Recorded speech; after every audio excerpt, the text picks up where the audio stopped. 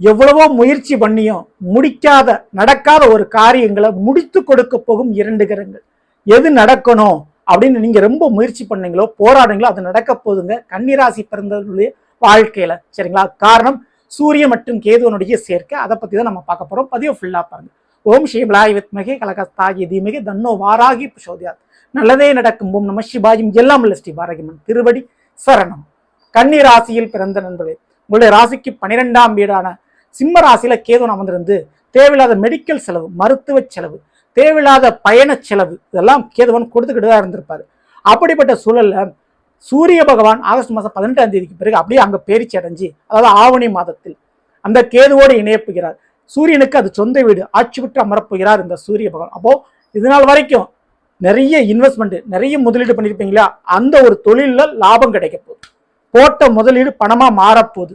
நீங்க எந்த ஒரு நிலத்துல சொத்துல நீங்க இன்வெஸ்ட்மெண்ட் பண்ணீங்களோ அந்த சொத்து உங்களுக்கு பயன்பட போகுது. அந்த சொத்துனால லாபம் பார்க்க போறீங்க. பூர்வீக சொத்துக்கள் சம்பந்தமான கோர்ட்டு கேஸ் வழக்கு பிரச்சனை ஒரு முடிவுக்கு வரப்போகுது. சொத்து ரீதியா எப்பேற்பட்ட பிரச்சனை முடிவுக்கு வருங்க.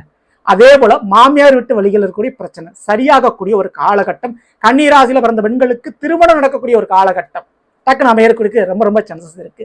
சில பேர் வெளிநாடு வேலைக்கு போய் மாட்டியிருப்பீங்க. வெளிநாட்டுக்கு போயும் சரியான வருமானம் இல்லை.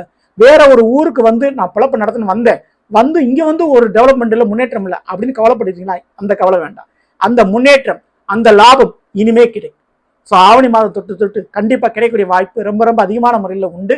வாய்ப்பை பயன்படுத்துங்க. இந்த ஒரு நேரத்துல திடீர்னு அரசியல் இறங்குவது அல்லது அரசாங்கத்தோடு தொடர்புடைய ஏதாவது ஒரு வேலை தொழில் கிடைப்பது வாய்ப்பு அதிகம், பயன்படுத்திங்க. ஓகேங்களா? இந்த நேரத்துல தந்தையினுடைய உடல்நிலையில கவனம் அக்கறை தேவை. கொஞ்சம் கேர்ஃபுல்லா அவங்கள நீங்க பார்த்துக்கணும். சரிங்களா? மேலும் உங்களுடைய கால் வலி சம்பந்தமான பிரச்சனை கொஞ்சம் தீவிரம் எடுக்கும். காலில் அடிபடுறது போன்ற நிகழ்வுகள் ஏற்படக்கூடிய வாய்ப்பு இருக்கு. கொஞ்சம் கவனத்தை இருந்துங்க. மற்றபடி பெரிய அளவு ரிஸ்க் கிடையாது.